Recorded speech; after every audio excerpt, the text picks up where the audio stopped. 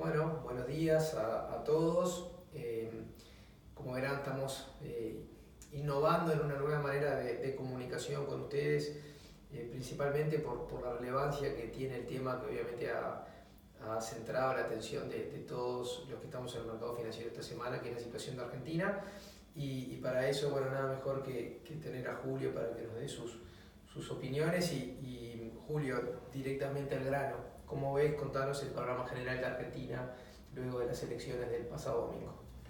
Bueno, la economía argentina ciertamente presentaba riesgos importantes, aunque había algunos datos que empezaban a ser auspiciosos, una economía que aún en recesión tenía algunos sectores que empezaban a mostrar algún signo de recuperación.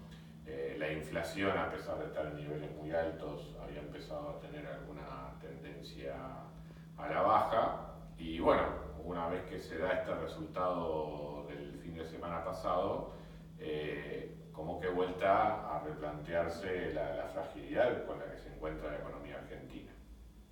Esta suba del tipo de cambio seguramente revierta lo que venía siendo el proceso de descenso de la inflación.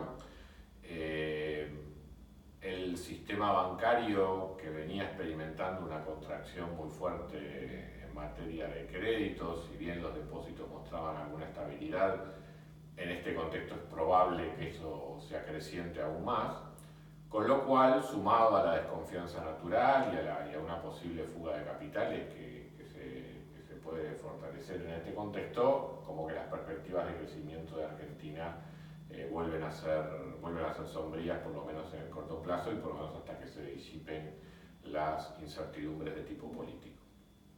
De todas maneras, el mayor riesgo que tiene la economía argentina en este momento es el riesgo de refinanciamiento de la deuda.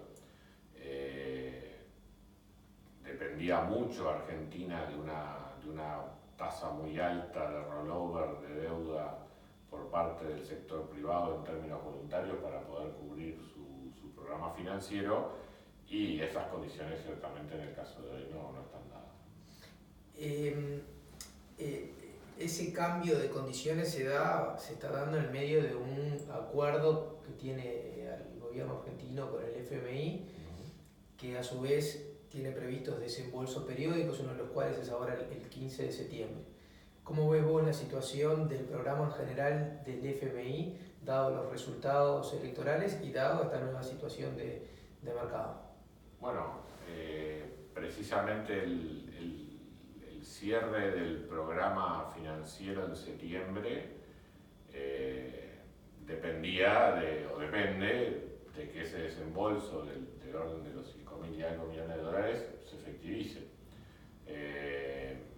La disponibilidad de caja propia del Tesoro, ¿verdad? O sea, no las reservas internacionales que andan por arriba de los 60.000 millones de dólares, pero lo que es la caja propia, digamos, del gobierno, que en dólares, que anda alrededor de los 6.000, 7.000 millones de dólares, que venía aumentando para tratar de tener un poco de colchón para una coyuntura complicada en el entorno preelectoral. O sea, evidentemente se disipa si no llega este desembolso del Fondo Monetario. Y bueno, y tenemos también otro gap financiero importante en el último trimestre del año, con lo cual realmente el continuado acceso a financiamiento por parte del Fondo Monetario Internacional, y suponiendo que el sector privado siga haciendo revolving de vencimientos, es crucial para Argentina en estas circunstancias. Es más, dada la inversión que tenía la curva de rendimientos, el empinamiento que había adquirido la curva de rendimientos en Argentina, el gobierno había optado entre abril y mayo por hacer rollover de la deuda, pero acortando vencimientos, con lo cual quedó una concentración de vencimientos importantes en el periodo inmediatamente anterior a las elecciones, lo cual seguramente va a estar generando mucho ruido, además de todo lo que es la incertidumbre política entre este mes y el que viene. Pero, ¿cómo imaginás que sea ahora el diálogo en estos próximos meses y de acá a septiembre entre el FMI y el gobierno y el candidato Fernández, que obviamente aparece con más opciones de ganar? ¿Cómo imaginás que va a ser las conversaciones y qué puede pasar? Bueno, obviamente en este contexto el Fondo Monetario en primer lugar va a priorizar las seguridades financieras del programa.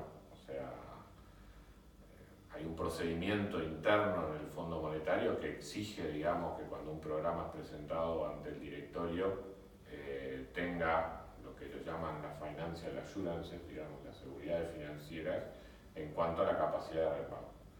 En un clima de enorme incertidumbre política, eso es difícil de lograr, máxime cuando las señales en general de la dupla Fernández-Fernández han sido siempre contrarias, digamos, al relacionamiento con el Fondo Monetario. Pero también, digamos, no hay duda que en estas circunstancias se exigen una alta dosis de realismo, ¿no? O sea, para cualquier cosa que quiera hacer el gobierno entrante, necesita financiamiento y por lo tanto mantener una relación, aunque no sea la más feliz del mundo, entre el próximo gobierno, sea cual sea, y el Fondo Monetario es prácticamente indispensable. Así que lo que me imagino es que el Fondo Monetario, en la misión que va a estar viniendo probablemente en estos días a Argentina para justamente evaluar la marcha del programa y aprobar el desembolso de septiembre, va a haber diálogo con las dos partes. O sea, va a haber diálogo con el gobierno, a ver qué piensa hacer, y va a haber diálogo con el candidato y hoy favorito para la elección, que es Alberto Fernández, para conocer las ideas de su equipo económico, qué piensa hacer en general, sobre todo con las reformas que se venían iniciando en Argentina, como para finalmente tomar una decisión de darle viabilidad financiera a Argentina hasta las elecciones. No me extrañaría incluso que el desembolso previsto para septiembre, si Argentina no entra en cesación inminente de pagos, se postergue, ¿verdad? Opten por postergarlo y, bueno, en función de lo que se acuerde con el nuevo gobierno, ahí sí eventualmente hacer el desembolso. Es un escenario que no podemos descartar. Lo que no hay duda es que el fondo libremente o generosamente no va a seguir financiando a Argentina si no hay, digamos, señales claras de parte del nuevo gobierno de que le den seguridades en cuanto a cuál va a ser el desempeño del programa. Está clarísimo. Yendo específicamente a lo que preocupa probablemente a los inversores, que es el precio de los bonos y la evolución que pueden tener los activos argentinos en general de acá para adelante. Y hemos visto esta semana caídas en los bonos soberanos del 40%, en los corporativos de 20%, bueno, el tipo de cambio quebrando las bandas establecidas previamente y que eran parte del programa del FMI, las acciones 60%. ¿Cómo ves ese panorama, digamos? ¿Qué es lo que podemos esperar de acá en adelante? Y de vuelta, justamente el gran problema de Argentina es que en un escenario de bajo crecimiento y de mucha incertidumbre política, el rollover voluntario de la deuda es muy difícil de alcanzar. O sea, no me imagino cualquier tenedor de bonos argentinos deseando que llegue el vencimiento y cobrar. Hay una parte doméstica que probablemente se la pueda presionar, digamos, de alguna forma para lograr mayor tasa de renovación, pero el acceso voluntario a los mercados de capitales para el gobierno argentino en este contexto está realmente cerrado, y si no hay señales muy claras pro mercado, por llamarlo de alguna manera, de parte de la administración entrante, Argentina va a tener muchos problemas para financiar entre intereses y amortizaciones en el orden de los 70.000 millones de dólares para el año 2020 y una cifra incluso un poco mayor para el año 2021. Así que no deberíamos descartar por lo menos alguna suerte de, si no hay una renovación voluntaria, algún tipo de postergación de pagos, algún planteo en cuanto a diferir, digamos, los vencimientos de la deuda para poder tener algún alivio financiero, porque el Fondo Monetario en el contexto actual y sin facilidad de acceso al mercado seguramente va a interrumpir. O sea, lo esperable es que los inversores reciban una propuesta en algún momento de reestructura.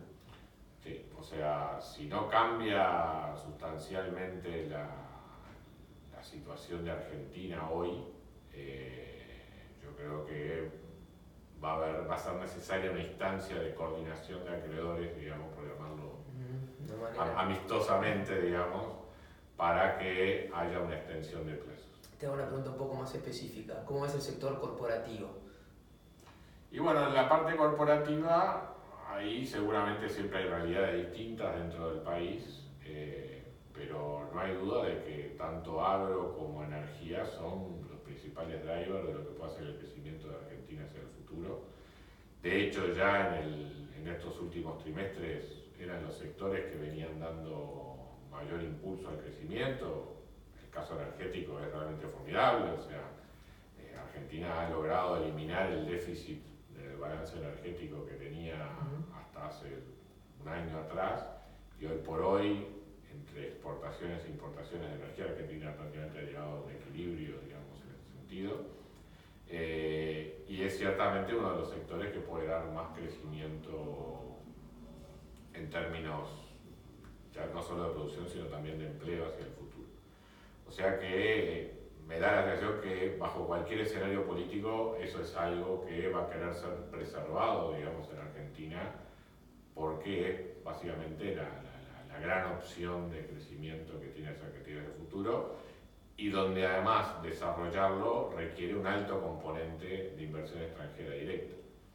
La inversión extranjera directa no viene a países que están en default. O sea, por más que sean distintas formas de inversión, estar en buenos términos en lo que tiene que ver con el pago de la deuda también supone una condición para atraer a los inversores. Eso quiere decir que las empresas en el sector energético ciertamente deberían mantener fluido el acceso a los mercados internacionales, tanto para lo que pueda ser el financiamiento de sus inversiones, como para la obtención de socios para la explotación de recursos energéticos como el de Vaca Muerta. La experiencia y la elección de Venezuela en ese sentido es muy clara, y yo creo que cualquiera sea la alternativa política en Argentina la tiene que tomar en cuenta. O sea, PDVSA prácticamente ha quebrado y se ha quedado sin capacidad de producción justamente por haber perdido ese acceso a financiamiento externo. Está clarísimo. Por último, bien brevemente, ¿qué podemos esperar en Uruguay como impacto de todo esto que está pasando en Argentina? Bueno, Uruguay yo creo que hay un impacto inmediato que se va a sentir en el tercer trimestre del año, que es el desfasaje de competitividad dado este salto que tuvo el tipo de cambio en Argentina. Eso evidentemente va a afectar al sector comercial, sobre todo en lo que tiene que ver con el turismo emisor de Uruguay, o sea, se vuelve más atractivo ir a comprar a Argentina y eso eventualmente puede retasear la actividad del sector comercial local en Uruguay.